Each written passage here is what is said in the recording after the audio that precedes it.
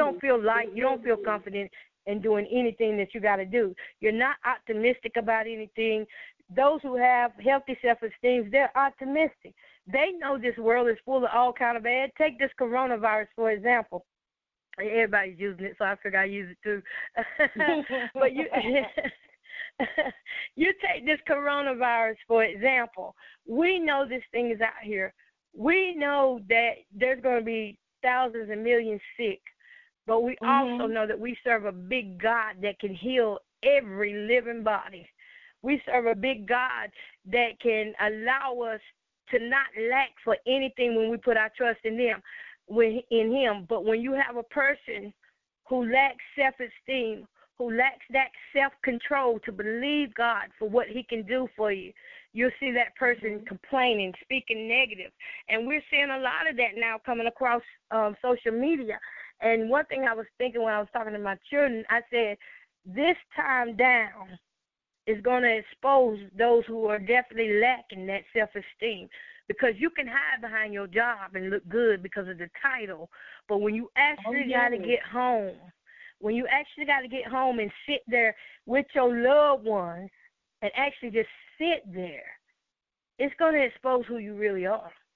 And if there's any doubt in your mind, any issues with self-esteem, it's going to come out. And, we have to pray that it does not stay lingering with the children, because there are parents who cannot get along, and the only way they get along is to be at work, away from one another. So those, being able to accept yourself and trust yourself and, have that compassion, like I said, and being satisfied in relationships is another thing, that lets you know that you have a healthy self-esteem. I'm satisfied being single. I remember when there was a time I wasn't satisfied being single. And I huffed and I puffed until I blew everything down that was around me, including healthy couples that were around me. I just complained constantly. But now I'm happy being single. I see the benefits of why God allowed it to happen the way He allowed it. Right. Because piggybacking off of what you said, when you rush through your season of being single, you miss out on such a huge part of your life. You miss out on the benefits of using that time to get closer to God. If you want to go back to school and get a degree or get another degree or start a business, lose weight, work on your credit, whatever it is that at that particular time is something that is a goal of yours that's important to you, if you miss out on embracing that part of your life, when you get into a relationship and you get married, what happens is all of the stuff that is not completed or where you feel like you're not whole or incomplete, you're trying to put those jagged pieces of yourself into somebody else, and it just doesn't work.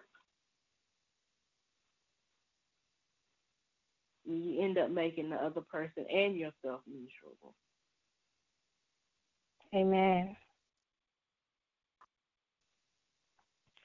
I do feel like, a lot of relationships would be so healthy right now if that person had not prematurely got into that relationship and allowed themselves that time to grow when they were single. See, that's where that self-esteem really hits. You want to know what you're really made of? Become single.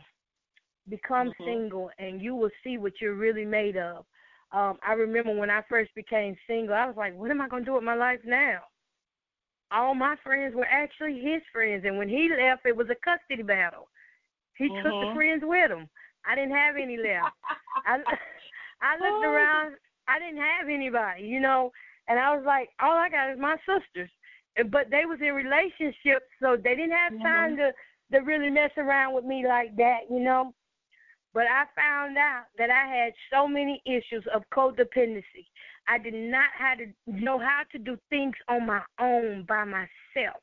And in my single time, yes. In my single time, I learned how to be dependent on the Lord. Not dependent on Jamie, but dependent on the Lord. Not dependent on my sisters, on my brothers, or, on other people. But I learned how to be independent and not in an arrogant or, uptight way, in a way that could benefit me, my emotional growth, and also my physical growth. Because I was very dependent on people doing things for me, going in stores for me, going to pay my bills for me. I promise you, in 20 years, I never had to go in one store and pay my own bill. I never had to go in one store and buy my own groceries. None of that stuff. I couldn't even tell you what stores looked like back then because I was so dependent on everybody else. And within the last 10 years, I've had to do it all on my own. I had to get out of that perfect little comfort zone that I was in and get pushed out there. And, my self-esteem had a lot to do with it. I had to get pushed out there and understand that being single means you're going to take this push. And I was scared to take that walk, but I had to take that walk and start doing things for myself. So in that single time, that's when you realize that God has something for you. You're more than a girlfriend. You're more than a wife. You're more than what you've been claiming to be. You realize that you have a destiny and that you have a purpose out here that has to be fulfilled. And God has allowed you to be single so that he can download into you the things that you're going to need to take with you on this journey. And it sounds like what you did was you stopped existing and you finally started living. Exactly right. Mm-hmm. I finally started living. It was, when you just exist, you don't see beyond, like they say, beyond the 4 walls of the church. You don't see beyond your house. You don't see beyond that. When a person's been in the situations that I've been in, you sit here, you watch TV, you cook, you eat, you go to bed, you poop. You get all that stuff out the way, and that's it, and you do it again the next day. But now I don't just have a routine. I have a life. I have a life now. I can get up and enjoy being single, not worrying about, where that next man coming from or anything like that. Just enjoying life, getting up, doing new things that I ain't never done before.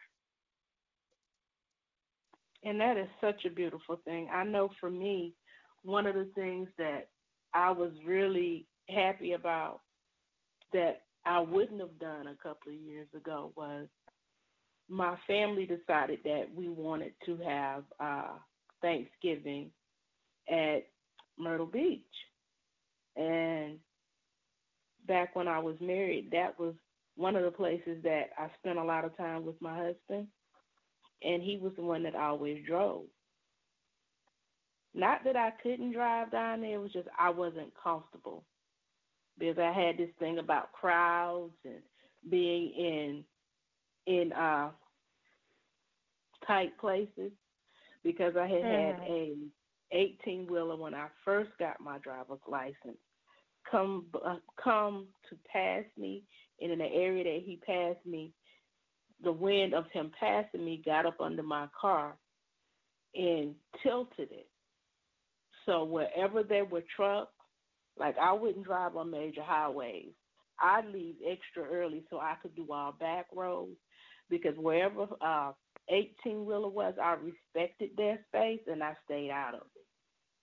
So for me to get on the highway and drive 3 hours from my house and do all the driving all around when I got down there, that was a major accomplishment for me. That was something that I would not have done a couple of years ago. Amen. Congratulations on that. I feel you on that. I just had my first drive down there this past weekend with my granddaughters. It was for my granddaughter's birthday. And I tell you one thing. Now, people may not believe it, but if you have low self-esteem issues, you cannot drive your best. Because when you have low self-esteem, what comes along with it is the anxiety and depression. It is, feeling squeezed in or boxed in or thinking the worst is going to happen. And when I drove this weekend, I was so happy and proud. And, I had my son with me. My granddaughters went in one vehicle, and me and my son came in another vehicle. And so we didn't think about any anxiety. We didn't think about no trucks, none of that stuff. But usually we would now. Beforehand, we used to do that.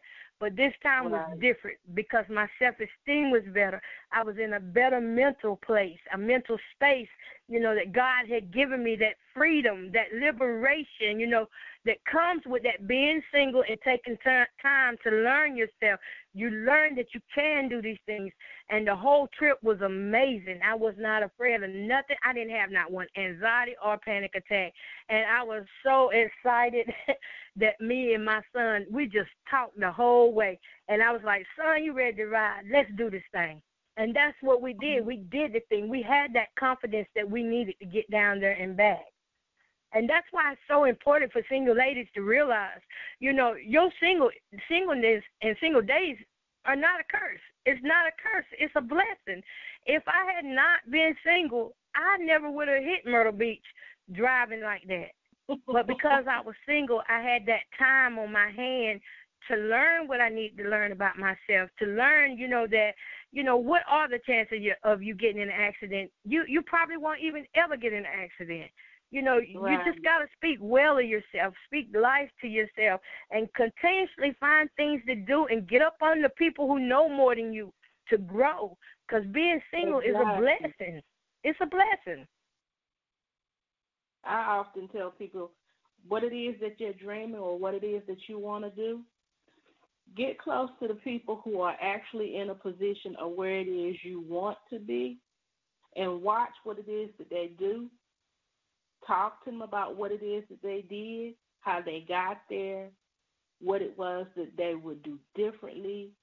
Ask them about, their successes, but also ask them about their mistakes because you can learn from both. Exactly. You're so right on that. And two, we got to think a lot of this low self-esteem stuff, this impaired self-esteem, we was not born with this, okay? We was not born with this.